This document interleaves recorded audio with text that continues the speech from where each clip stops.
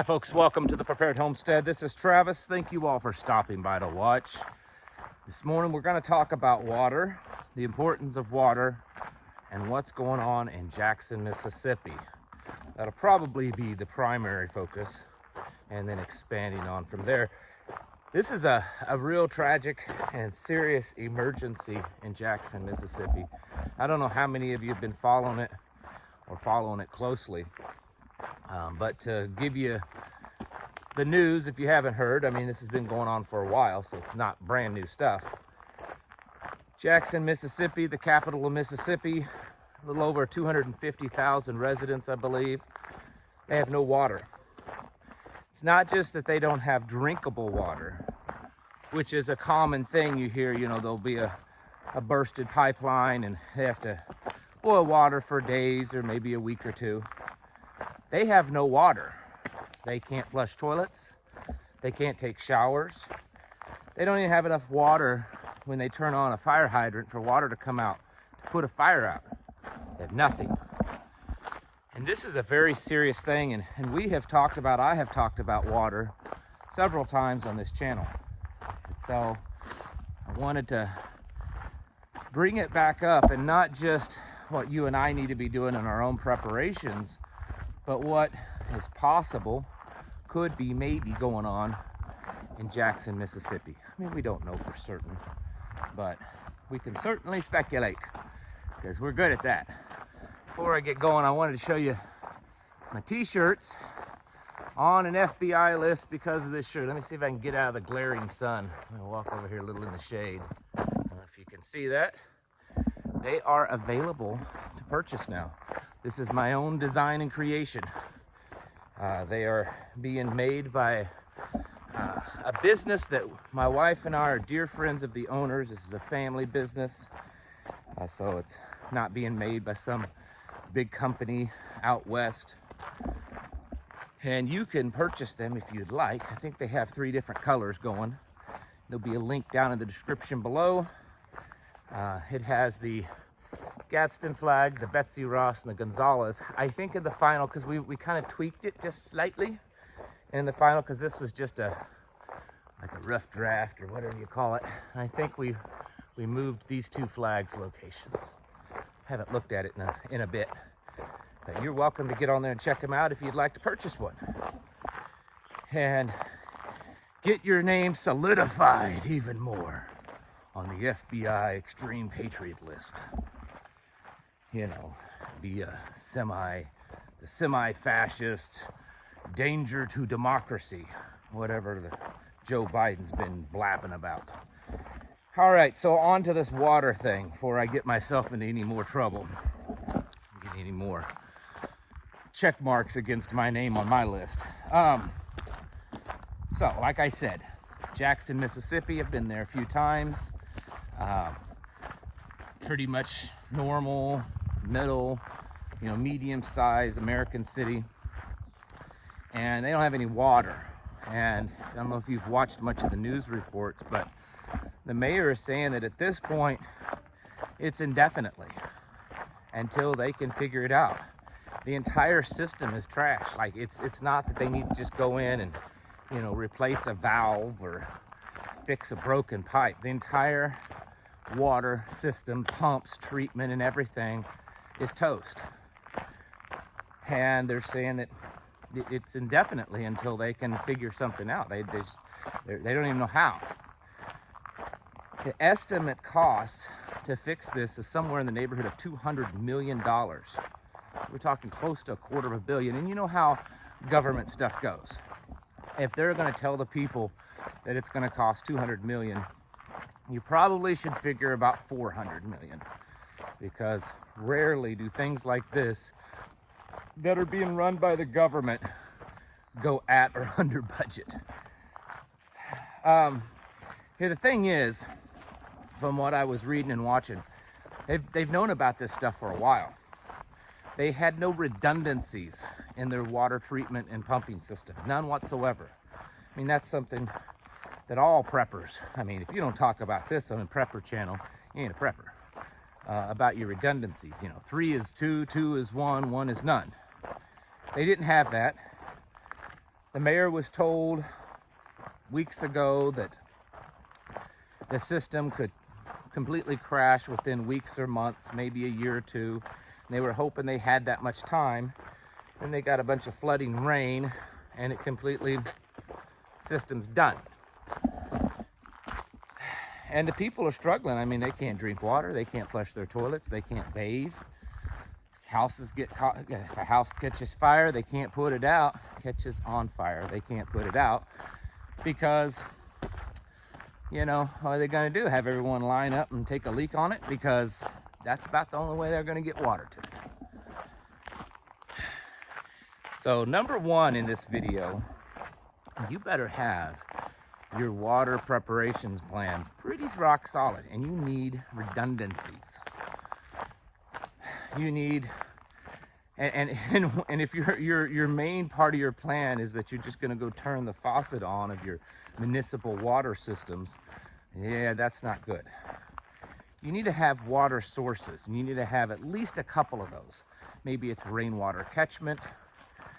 Maybe it's the creek behind your house, or a pond next door, or a lake, or something like that. Something that you can, maybe you have your own well. So do you have a hand pump, or do you have a generator or solar system that's capable of pumping that well? Do you have something that's one? And then you need to have an additional to that. You need to have some other way. You could put up a swimming pool. I know a lot of people that get above ground swimming pools, not just to swim in, but to also have a water source, because it's also kind of rain catchment too. So this is the number one thing you need to do when it comes to water. Then you need to store water. That's good. You can't store water for 6 months supply, but most people could store probably 2 weeks, 3 weeks worth of water, and that's good. Because I've always said, in the same way I talk about freeze-dried emergency foods and a few other things, if something really bad happens that's immediate, you're going to be in shock, you're going to be in panic, you're going to be stressed, and those first at least couple of weeks, you need to have things set up that kind of make it a little easy, so you're just using off of your water that's stored. You're not having to run down to the creek and bring it up and go through all that process. And then after a couple of weeks or so, you've kind of gotten into a normalcy, or at least calmed down or something. So water storage, and then you need to have a way to filter and purify that water. And this needs to have some redundancies too. If you have one water filter, it's not good enough. You don't have to have a several $100 water filter. The bigger ones like the Alexa Pures, that kind of stuff. Berkey's, those are good. But you can also use, life straws and other small water filters. You can also make your own water filter. It's not hard to make your own. There's plenty of videos on YouTube of how to make water filters. So definitely have that. Water is life, folks. Average person can last around 3 days or so without water. I've personally gone 3 days, pushed it just to see, and I was struggling on that third day. I really was. I don't think I probably would have died at the end of that third day, but maybe the fourth day, possible. I was not doing good. I was strange and crazy in my younger days, just trying to test myself. Anyways, this is what you have to do, okay? You can have all the bullets, you can have a $5,000 rifle, and you can have $10,000 worth of combat tested super high speed tactical gear. You can have the coolest latest bug out vehicle and all that kind of stuff, but if you don't have your water nailed down, you got some problems. So work on that. Now let's get on to this second part of the video, which is really where I wanted to put a more focus in, because the getting your water is just a reminder. So this is going on, and there's starting to be some people online that are questioning this. Is this something that's kind of part of the whole Great Reset?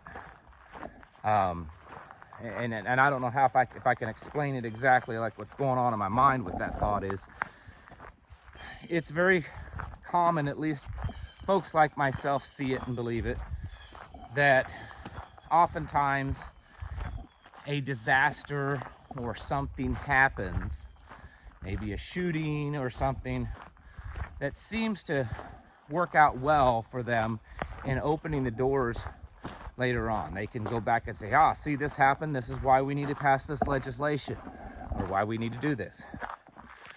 Sometimes people believe that when the events like this happen, it could have been kind of a test. That's what a lot of people believe about the whole COVID health crisis. That it was really more of a beta test. See how the people react and just what they could get done. So the next time they'll know exactly what to do and what not to do. And maybe that's what's happening here. Maybe the limb looks like it's about to fall down. Maybe it's just a coincidence. Maybe it's just really poor planning. I don't know, but I will say that it does fit, at least in my mind, that this could be a sign of what's to come. Part of this great reset and build back better, especially the build back better stuff, which is all together, it's all the same thing, is that they're talking about how our infrastructure is so antiquated and falling apart. And they're not wrong at that. Some of these cities' water systems are well over a century old. And so they're not wrong in that, but it's their solution. That's where they always get you. The solution is some green thing, environmentally safe stuff, spending ridiculous amounts of money. I mean, look at California. They just a few days ago passed a law that gasoline vehicles will become illegal in the state of California in, I think, 2035. And then yesterday, because of this heat wave and the emergency it's causing now over in California, because they're going through a really bad heat wave, they're telling people to not charge their electric vehicles. That they're worried that the grid in California can't handle. They can't handle the heat wave. They're talking like 115 or more degree temperatures. And everyone in California, which is, I would say, I don't know this for certain, so this is a guess, probably has more electric vehicles per capita than any other state. And everyone's got to do their thing, go to work, whatever, go get their $10 coffees or whatever they cost in California, probably more. I can drink a lot of coffee for $10. Anyways, and if they don't have their fancy electric vehicles or can't plug them in, what are they gonna do? And this is how government works.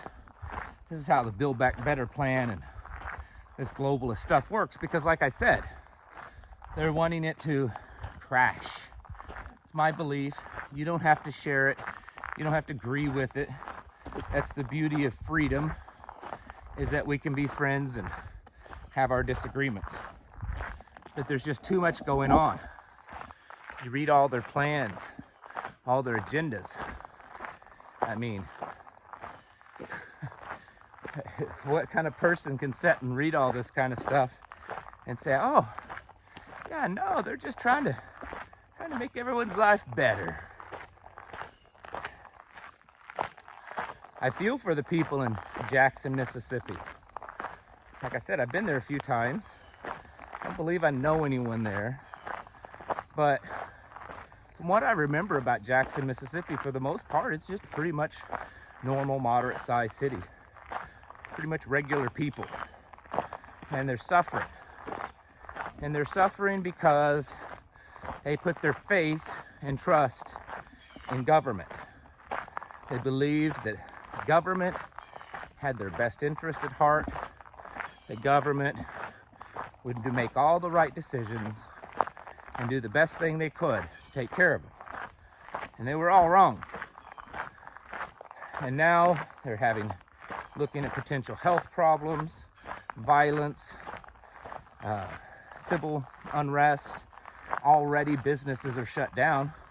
There's so many businesses that can't even stay open because there's no water. How are you gonna run a restaurant? There's no water. How are you gonna run your store if you don't have bathrooms? Schools pretty much all shut down. They're doing this home virtual learning.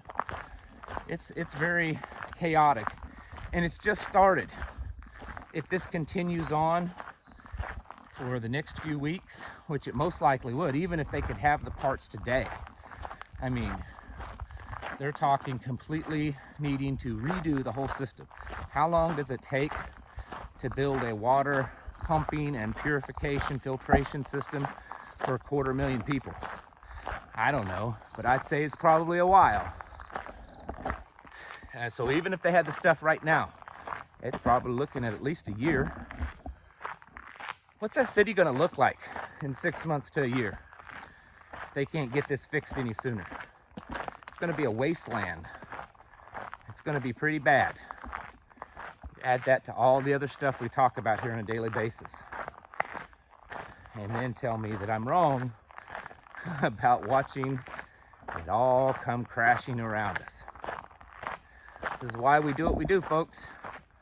Why we prepare and take it serious, because as I've said in the last few videos, it's not just about not having the stuff that we want, not being able to get to the grocery store.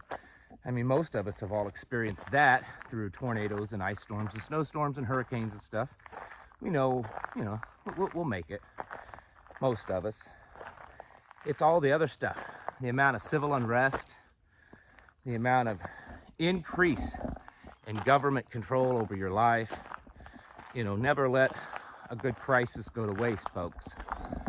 And I think that's probably what's going to happen here in Jackson, Mississippi. I could be wrong, but we'll see.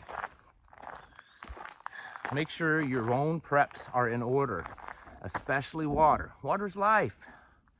I mean, you can't live without it. You can live without, I've said this before, I cannot guarantee you that, when it all comes crashing down, SHTF, whatever you want to call it, I can't promise you that you'll ever actually need a rifle.